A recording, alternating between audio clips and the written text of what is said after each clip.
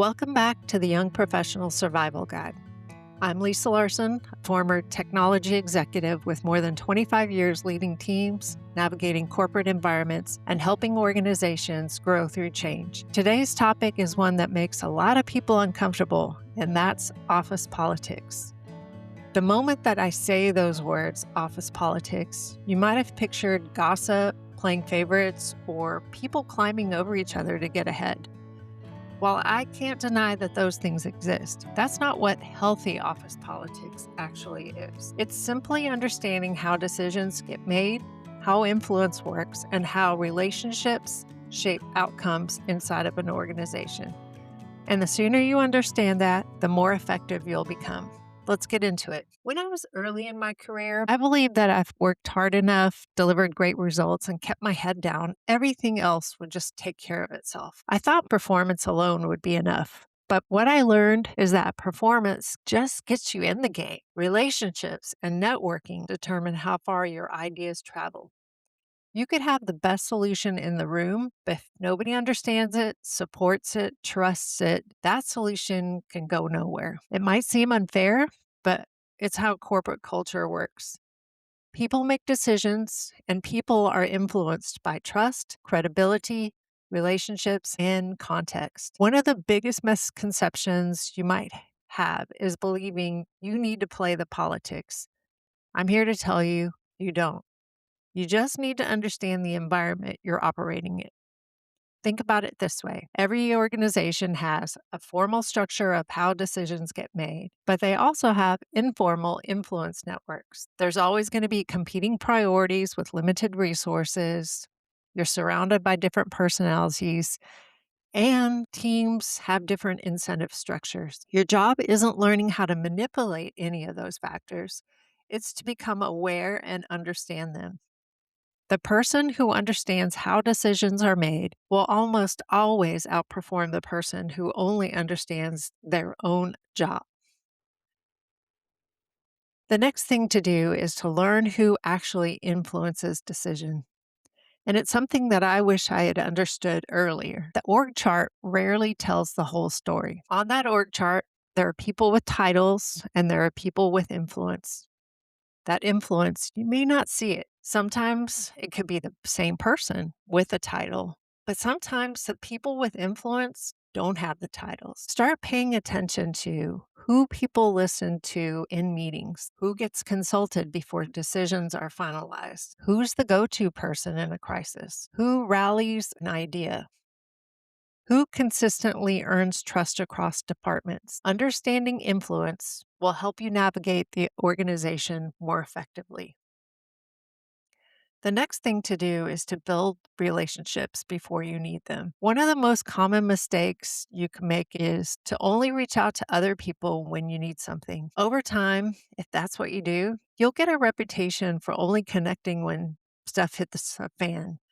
And you might find people avoiding you because they think you want something from them. The strongest professional relationships are built long before you need help. Ask whomever it is that you want to connect with to meet for coffee or a quick Zoom when you don't need anything. I can tell you that most of us had mentors early in our careers, and we're happy to give our time to professionals navigating their early stage career. Get to know people, especially people who you admire and look up to. Ask questions, learn about their priorities, understand what success looks like for them.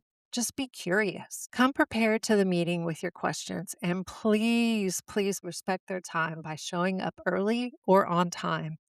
It can be incredibly frustrating to a leader to wait on someone who blocked time on an already packed calendar. The thing to remember is that a short conversation today can save weeks of frustration later because they've had a chance to meet you. The best networks aren't built during a crisis. They're built during those ordinary days. Next, don't confuse visibility with self promotion. Many young professionals struggle with this one, and I did too. I let my work speak for itself.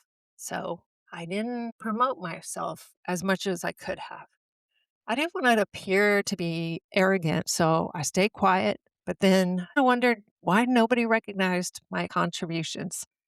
Guess what? Only you can be your best cheerleader. Visibility isn't bragging, it's making your work and contributions to the mission understandable.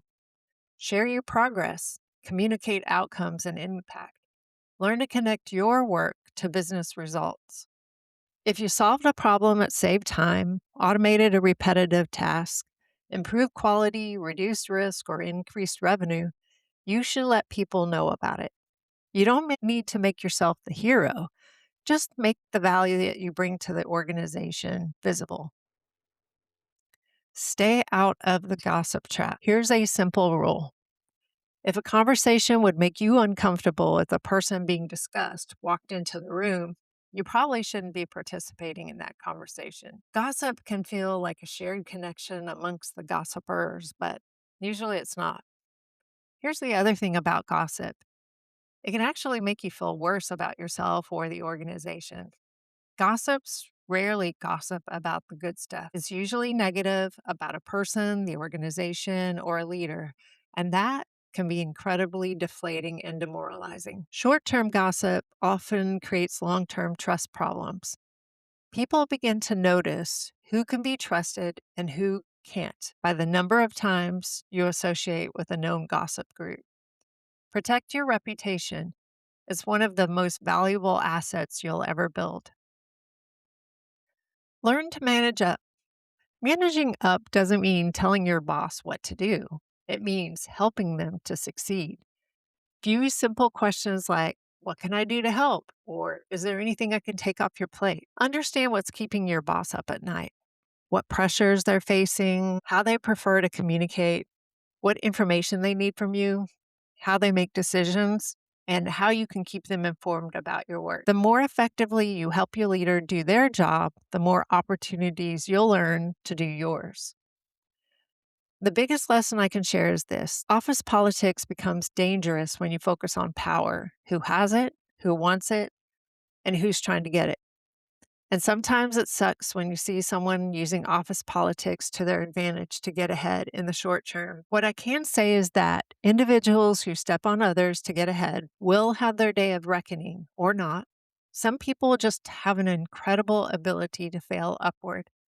The challenge is for you to keep your focus on what makes you unique, not what someone else is doing to get ahead. Office politics is most valuable when you focus on understanding people. Professionals who build lasting careers aren't usually the loudest. They're the people who consistently create trust, deliver results, communicate clearly, and understand the business. They're the ones who can connect to people and build strong relationships across the organization because it's the right thing to do.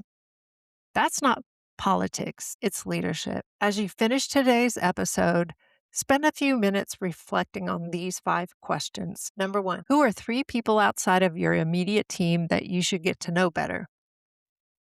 Number 2, how much time are you spending networking with other people in your organization and within your chosen field of expertise outside of your company? Number 3, do you understand how major decisions are actually made inside your organization?